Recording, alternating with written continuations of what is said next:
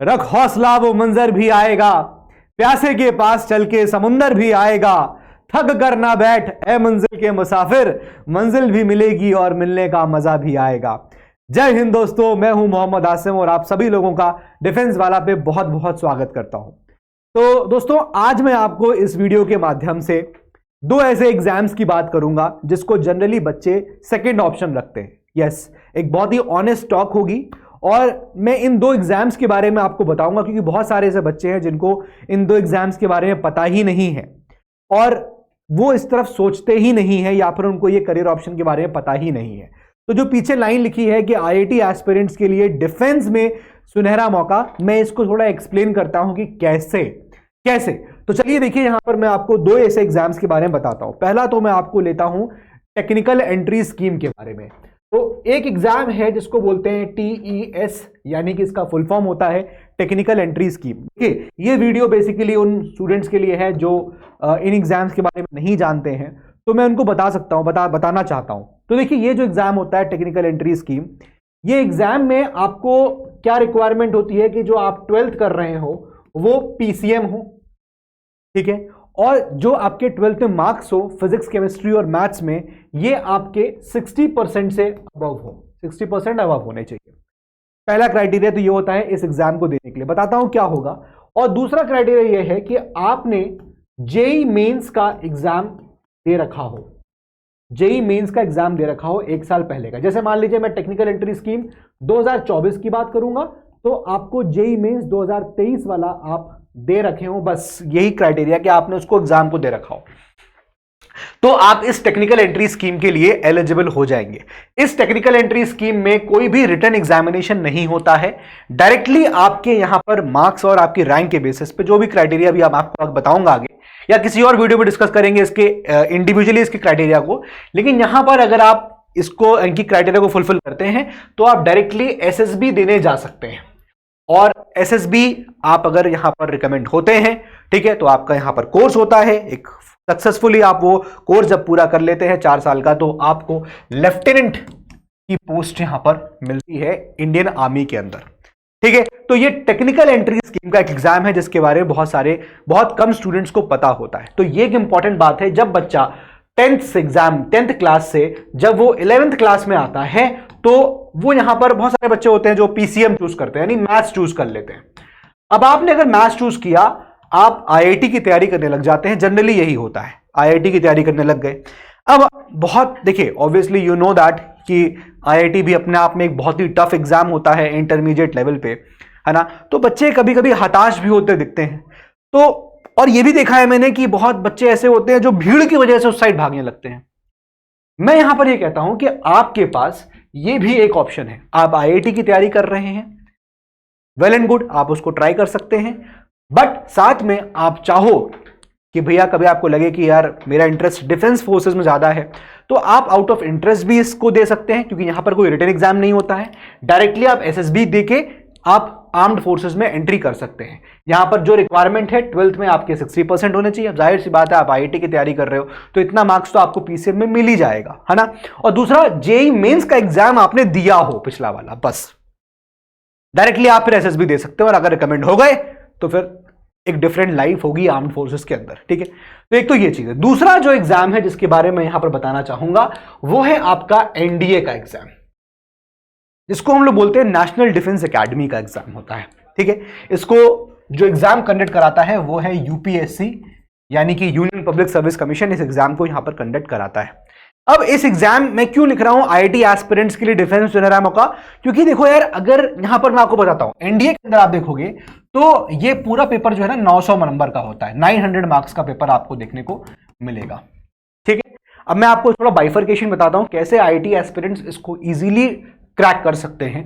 देखिए, 900 मार्क्स में आप देखोगे तो जो मैथमेटिक्स होता है, मैथ्स, वो 300 नंबर का होता है बच्चों, 300 मार्क्स का। अब समझना, यहां जो लेवल होता है मैथ्स का, वो IIT लेवल भी नहीं होता है, और मतलब IIT लेवल से कम होता है, और 12th के लेवल से ज्यादा होता है। तो भाई आप 12th में बोर्ड्स तो दोगे ही दोगे, तो 12th का लेवल आपने टेकअप कर लिया, और आप आईआईटी की तैयारी कर रहे हो तो आप आईआईटी का लेवल भी नहीं आने वाला है यहाँ पर।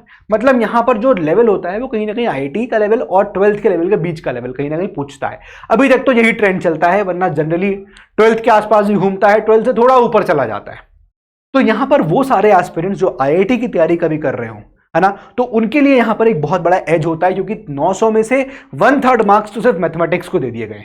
और सुनिए, इसके बाद आप देखोगे कि जो इंग्लिश है, इंग्लिश यहां पर आपका 200 मार्क्स का इंग्लिश होता है।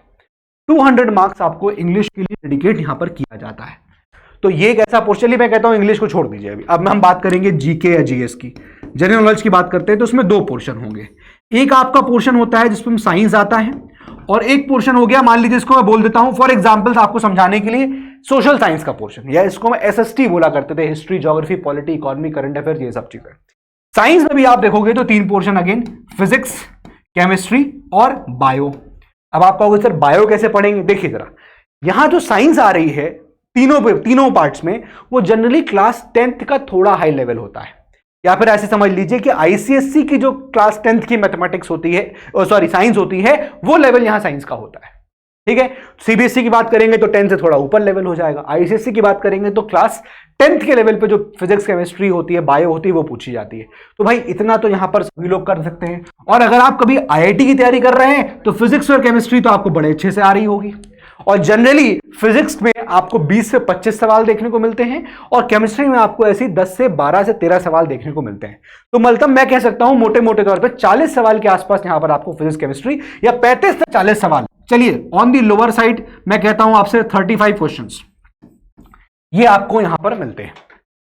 तो 35 क्वेश्चंस यहां पर, ये जो जीके का पेपर है ना, ये भी कितने मार्क्स का होता है? ये दोस्तों होता है आपका 400 मार्क्स का, 400 मार्क्स का। ठीक है, अब ये जो साइंस का होता है ये 200 नंबर का होता है, और जो एसएसटी होता है वो 200 मार्क्स का पूछता है। लमसम ये ट्रेंड रहता है। ठीक है, 50-50 क्वेश्चंस, एसएसटी में 50 सवाल होते हैं, और 50 सवाल की टोटल 200 नंबर, यानी कि एक सवाल 4 मार्क्स का होता है। ऐसे यहां पर 200 नंबर, यहां पर 50 सवाल होते हैं, तो 50 इंटू 4 कितना हो गया? 200 हो गया। तो यानी कि साइंस भी जो है लगभग 50 सवाल पूछी जाती है, एक सवाल के 4 नंबर, 35 सवाल हैं यहां पर। तो 35 इंटू अगर आप 4 कर देंगे तो यहां पर आपको जो नंबर मिलता है वो मिलता है 140, तो 140 मार्क्स ये हो गया। यानी कि आप अगर जेईई की तैयारी कर रहे हैं तो भाई 300 नंबर और 140 नंबर, 440 मार्क्स तो आप ऐसे ही प्रिपेयर कर सकते हैं while preparing for your JEE exam, है कि नहीं? जनरली इसको लोग यहां पर बच्चे नहीं सोचते हैं, उसको नहीं सोचते हैं, है ना, क्योंकि लगता है कि अलग एग्जाम हो गया। बहुत सारे बच्चों का इंटरेस्ट भी नहीं होता, मैं नहीं कह रहा हूं सबका इंटरेस्ट होता है, लेकिन हाँ बहुत, देखो एक मैं रियलिटी टॉक करूंगा। देखो कुछ का इंटरेस्ट होता है, वो डिफेंस फोर्सेस की तरफ आते हैं, इन एनडीए एग्जाम्स को देते हैं, या टेक्निकल एंट्रीज का एग्जाम को, स्कीम एग्जाम को देते हैं। कुछ लोग ऐसे भी होते हैं जो सेकंड ऑप्शन रखते हैं, और कुछ लोग होते हैं जो सोचते ही नहीं है, है ना।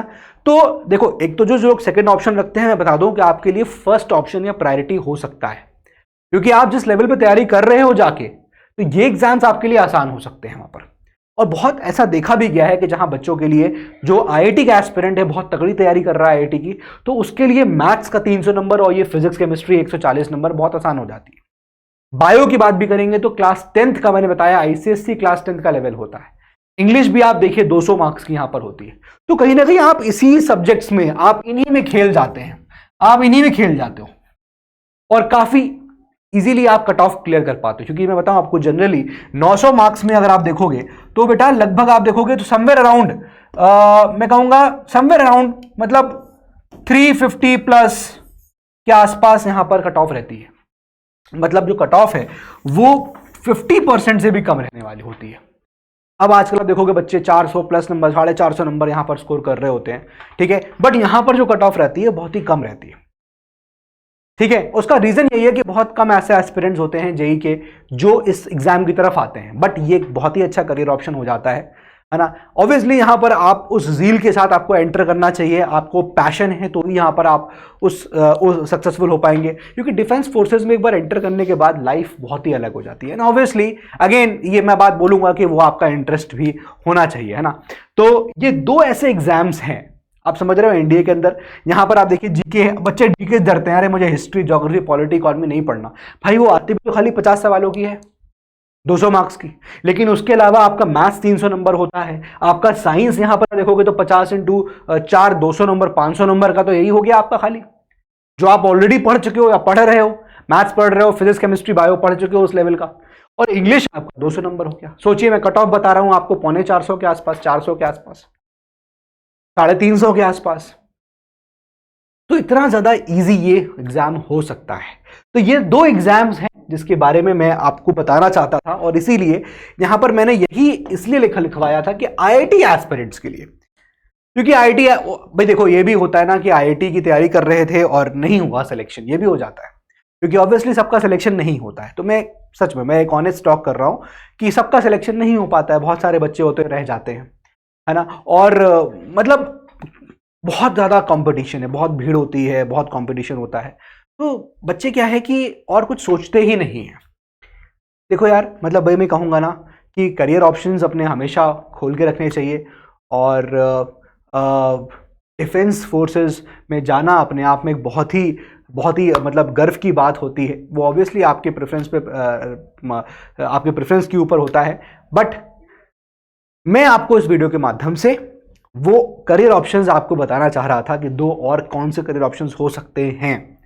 तो डिफेंस फोर्सेस की इन एग्जाम्स के लिए, खासतौर से एनडीए के लिए, डिफेंस वाला ऑलरेडी इज देयर, और डिफेंस वाला ने इस एनडीए के एग्जाम में जो यूपीएससी कंडक्ट कराता है, इसमें ऑल इंडिया रैंक हमने 1 प्रोड्यूस कर चुके हैं, ऑल इंडिया रैंक 6 भी प्रोड्यूस करी है डिफेंस वाला ने, ऑल इंडिया रैंक 53 प्रोड्यूस करी है, ऋतुजा यादव, सार्थक कौशिक, है ना, इन सबको हमने प्रोड्यूस किया हुआ है। तो बहुत, यू ऑल नो दैट, है ना, यू ऑल नो दैट।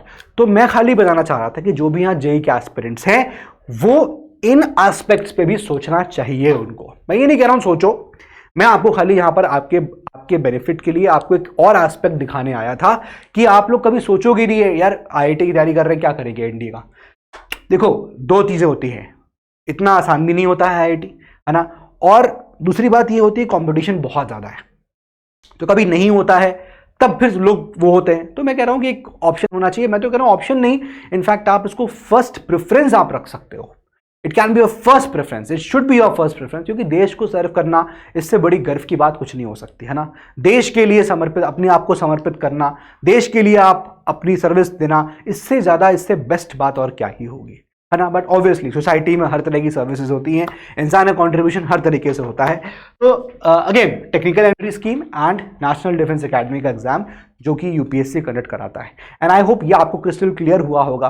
तो हम लोगों के बैचेस भी इन एग्जाम्स के लिए ऑलरेडी चल रहे हैं, एनडीए के लिए चल रहा है ना। इन सब के डिटेल्स आपको चाहिए होंगे तो इस वीडियो के डिस्क्रिप्शन में आपको वो लिंक्स, बैचेस की लिंक जो है कमेंट बॉक्स के अंदर आपको पिन मिल जाएगी, आप उससे गो थ्रू कर सकते हैं ना।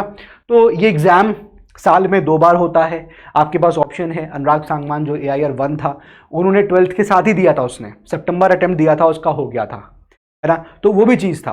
तो once you get in the forces, आप इसे टेक्निकल एंट्री स्कीम निकालेंगे तो आप लेफ्टिनेंट यहां बन रहे हैं सीधे, आप परमानेंट कमीशन आपको मिल जाता है, you will get the permanent commission, ठीक है ना, परमानेंट कमीशन।